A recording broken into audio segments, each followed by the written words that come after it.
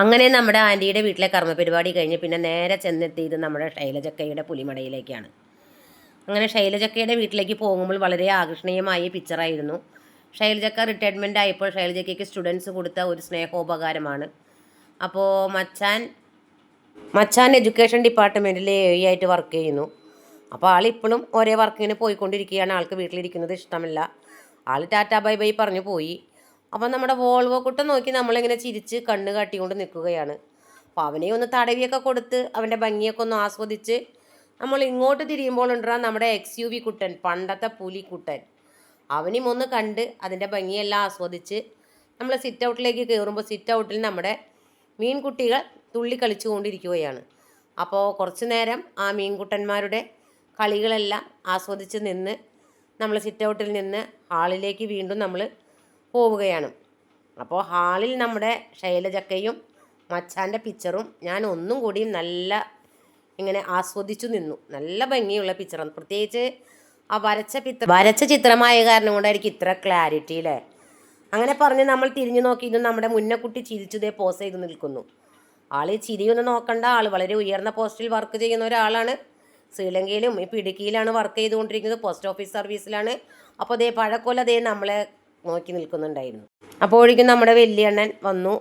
ശ്രീലങ്കൻ ഫുഡായ മുന്ന വെറൈറ്റി ഒരു സംഭവം മേശപ്പുറത്തിൽ നിരത്തി തന്നു. അതിൻ്റെ പേരെന്താണ് ഞാൻ ചോദിക്കട്ടെ?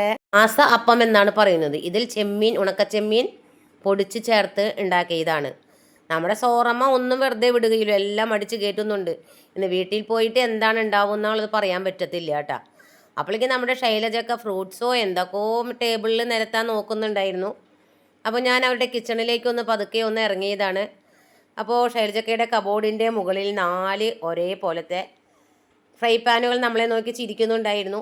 അപ്പോഴാണ് ഞാനൊരു ക്ലോക്ക് ശ്രദ്ധയിൽപ്പെട്ടത്. ശൈലജക്ക പഠിക്കുന്ന സമയത്ത് വലിയണ്ണം കൊടുത്ത ഒരു ഗിഫ്റ്റോപകാരമാണത്. ഗിഫ്റ്റാണ്. പിന്നെ അതേ ആ ചുവന്ന നിറത്തിൽ കാണിച്ചത് ഒരു ഒറ്റമൂലിയാണ് കേട്ടോ. ുള്ള ഒറ്റമൂലി. പിന്നെ ഈ റേഡിയോയ്ക്കും ഒരുപാട് കഥകളുണ്ട്. അക്ക ജോലി ചെയ്യുന്ന സമയത്ത് റിട്ടയർമെൻറ്റിന് 1987 അക്കയുടെ ഫ്രണ്ട്സ്, ആ ബാച്ചിലെ ഫ്രണ്ട്സുകൾ കൊടുത്ത ഒരു സ്നേഹോപകാരമാണ് ഈ കാണുന്ന ഗിഫ്റ്റ്. അക്ക നെടുമ്പുഴ ടെക്നിക്കലാണ് വർക്ക് ചെയ്തിരുന്നത്. ഇപ്പോൾ അക്ക വീട്ടിലെ കാര്യങ്ങൾ നോക്കിയിരിക്കുന്നു. ഇതെല്ലാം അക്കയ്ക്ക് ഓരോ കാര്യങ്ങൾക്ക് കിട്ടിയ ഷീൽഡുകളാണ്. അങ്ങനെ ശൈലജക്കയുടെ ഹസ്ബൻഡ് വർക്കൊക്കെ കഴിഞ്ഞ് വരുമ്പോൾ റെസ്റ്റ് എടുക്കുന്ന ഒരു ചെയറാണ് അത്. ശൈലജക്കയുടെ ഹസ്ബൻഡിനെയും കാത്തുള്ള കിടപ്പാണ്. ഇതിപ്പോൾ നമ്മുടെ മുന്നയുടെ ഹസ്ബൻഡ് ഫാരിസിൻ്റെ കാറാണ്. കാറിനൊട്ടും സ്ക്രാച്ച് ഇല്ല, ഞാനൊന്നും പറഞ്ഞിട്ടില്ല. ഓക്കെ. പിന്നെ ഞങ്ങൾ താമസിച്ചില്ല. ഞങ്ങളുടെ വീട്ടിലേക്ക് വേഗം എത്തുവാൻ വേണ്ടി അവിടെ നിന്ന് യാത്ര തിരിച്ചു.